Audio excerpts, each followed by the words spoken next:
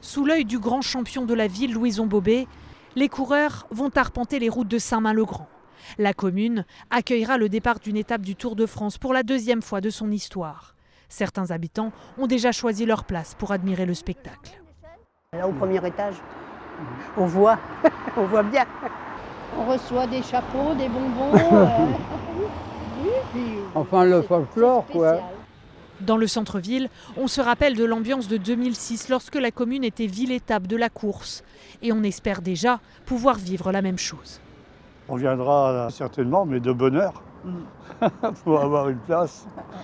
Qu'est-ce que j'imagine ? Qu'il y aura un beau soleil ce jour-là, avec plein de monde à Saint-Main-le-Grand, grande ville du vélo. Un endroit qui n'a pas été choisi au hasard, car c'est ici qu'il y a 100 ans naissait le coureur Louison Bobet. Le fils du boulanger de la ville, devenu cycliste professionnel, au palmarès incroyable. Enfin, voici celui qui, pour la 3e fois consécutive, a gagné le Tour, Louison Bobet. Dans le musée de Saint-Main-le-Grand, des centaines d'objets retracent la carrière de l'enfant du pays.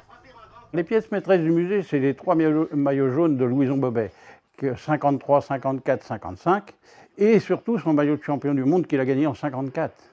Un coureur admiré par Jean-Louis Valin.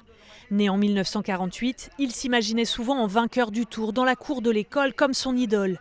C'est lui qui a œuvré pour être ville-étape pour le centenaire de sa naissance. C'est quand même un champion hors norme.